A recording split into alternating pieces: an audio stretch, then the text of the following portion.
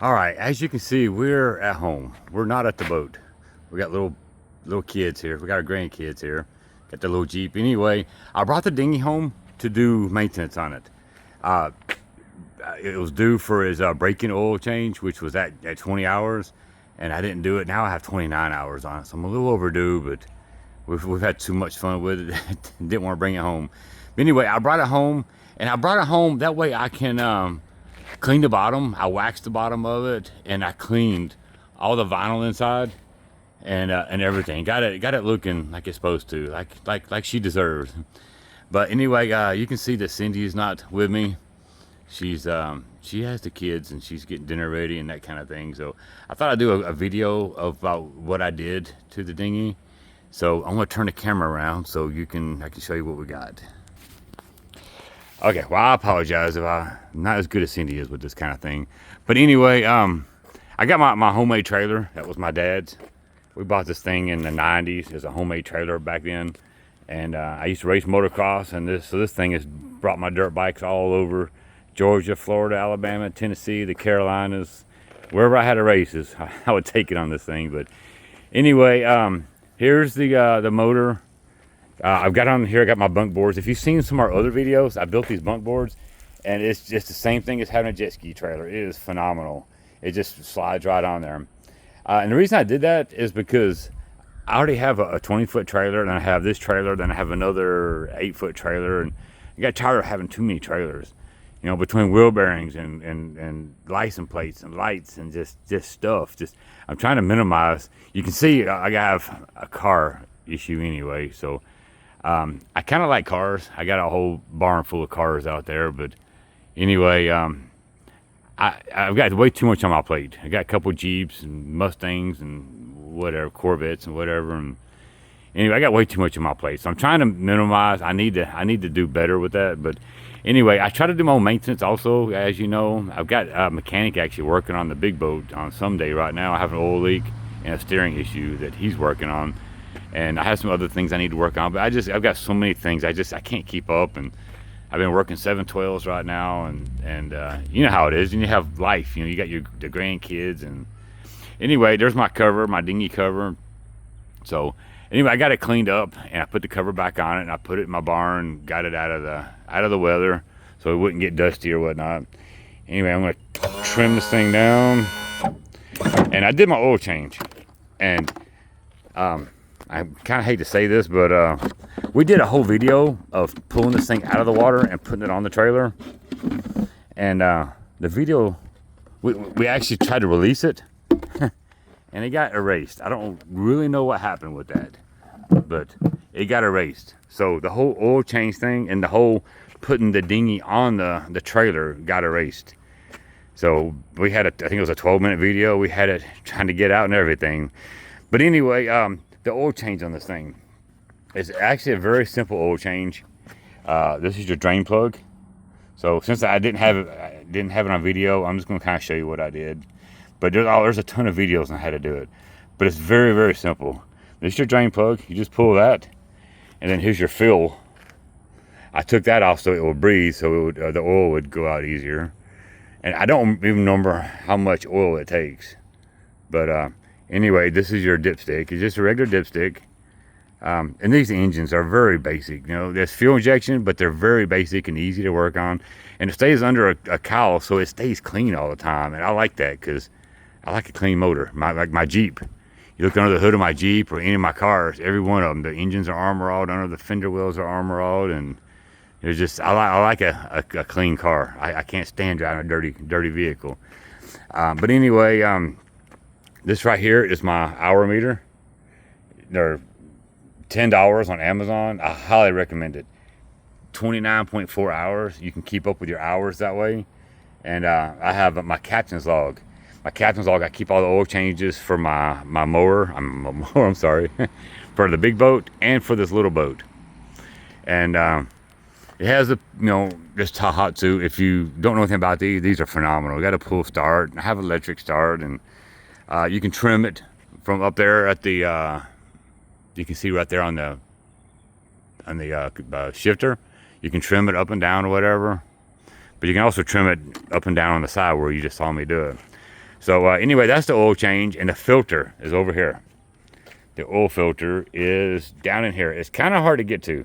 I have one of those oil filter wrenches that it's just like a socket that goes over there, and you put, I think, a 3/8 drive ratchet on it with the square holes, all it is, and just turn it one whole turn. Then I take it off and do it the rest of the way. But once I pull the plug, I let it drain out and let it drain for 30 minutes or so. And then when I took this off, I expected to be a little bit of oil down here, but I didn't get even a drop of oil down there. So it was actually pretty good. And putting the new filter on, I just put it, you know, when you take these filters off, you always have to make sure that the gasket is still on the filter when you take it off and not stuck to the engine. Because if you put the new one on there and it's double gasketed, if that's a word, it will leak oil. So make sure you get the original gasket off, and the new filter, the gasket goes on there. And while you have this thing apart, man, make sure all your covers are on, so you know nothing touches your energized parts or whatever, and your fuel filters and all your stuff. And this is what the trim looks like. The up and down for the so you can get it up and down to work on it. This hydrofoil, you've seen I put this on here. We did a video on that. And here's my zincs and the fluids. As far as the lower unit, down underneath here, let me see if I can get it down here. Right here is the drain for that. There's that drain, and it doesn't really come out when you pull the drain out. I mean, when you take the plug out. It's whenever you release this one. This is the top. You release that one, after the bottom one's out, that's when it all comes out. And I don't remember what it holds. It's not a whole lot, very, very little. Then when you're finished, you get your little tool, and I'm gonna pause it real quick and show you what tool I used. Okay, on this is the gear oil that you use for the lower unit. And all you have to do is, this dude right here, you screw this in to the bottom where that drain plug is. You screw that in, and then this part you put inside the jug here. You just pump it, and you pump it until the fluid spills out right here. And here's, this says oil level. So whenever it spills out right here is whenever you finish, you stop pumping it. You put this in, and once that's in, it won't let air air go in there for the fluid to come out. So once that's in, you can unscrew this out of the bottom, and then you just put your plug in, and after you unscrew this, not a lot of oil comes out. So it's actually pretty simple. And while I had this out, you know, I went up and down with my trim a few times. I checked all the connections, make sure they're tight. Because it's hard to work on this thing when it's on the back of the boat or in the water. But you see this dude right here, I always keep this thing lubed. And there's two fittings up there for your steering. And this thing steers like a car. It's just phenomenal. But I want to keep this from rusting the best that I can. So I put a little bit of, I just use axle grease. Or if I have a grease gun for this, I'll just use a little grease out of my grease gun. It don't matter what you have. You can put WD-40 on it, don't matter. Any kind of oil or grease would be perfect. So I keep that so it won't rust. And I have noticed that if I don't mess with it too much, it will start to get a little surface rust on it. So I clean the surface rust off. Most of the time I can do it with a rag or a piece of Scotch-Brite, and I put more grease on it. So, and inside here, you can see there's a little bit of water in there. I cleaned the whole boat out. I cleaned it out really good. And I want to also put this phone down just for one quick second. And I'm going to go get the cleaner that I use to clean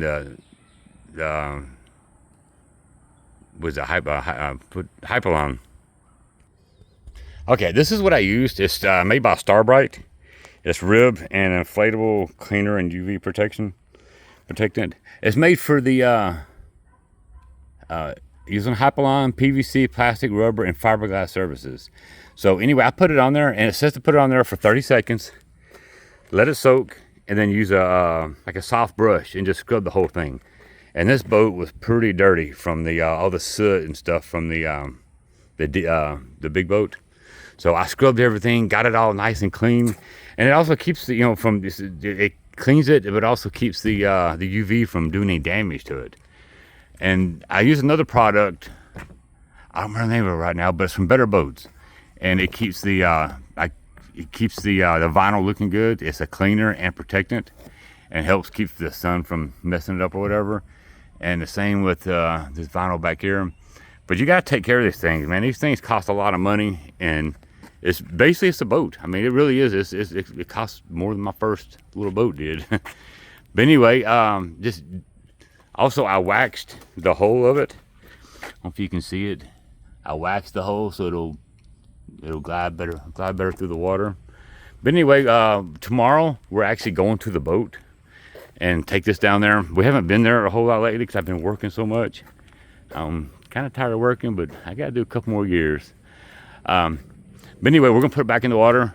And if anybody's wondering what this is, I always have to put it in forward and push it all the way down to put that cover on, so that cover will not sit on top of that and get in a bind. So while you have it out, that's the best time to do anything that you can think of to do. Tomorrow we're gonna take our Jeep down there, and me and Cindy have been riding around all day on the Jeep, and it's a fun machine. But she's a little nervous about driving all the way down there with the doors and top off, so I'm gonna put all the doors and top back on, and she feels comfortable with it. But anyway, in this trailer that we talked about, I had this Mustang Cobra I bought brand new back in '97. It's a convertible, and anyway, that thing has been all over the southeast United States pulling trailers. It used to have a trailer hitch on. I took it off now, but anyway, I had a trailer hitch on it for years. I pull dirt bikes all over. Now I'll do about 50 to 100 miles a year. So she just sits there, and our boat takes so much time that everything else kind of gets neglected. But anyway, so tomorrow we're gonna be doing that. We're gonna be going down to the boat, and we're gonna get a video of me launching this thing and putting it back in the water, and Cindy's gonna take it over to the big boat, and I'll go take the trailer back over to the Blue Dolphin Marina where our boat is, and we'll mess around a little bit and get it loaded up. And the big boat, we'll pay somebody to wash it. I can't keep up with everything right now, just between work and everything else. Anyway, here's my little helper coming this way. Every time he sees me outside, he wants to help me. Isn't that right, Mac? You like working on my little boat? Yeah. You do? Mm-hmm. Okay. He likes helping me. He actually helped me do the oil change, and I wish I would have still had the footage of that, but he helped me do the oil change, and I caught him one time with a rubber hammer, trying to adjust the motor. So luckily I stopped him before he did any adjustment on it. So anyway, I think that's all we have for now. We're going to be have some more stuff from the boat tomorrow, and I think that's it.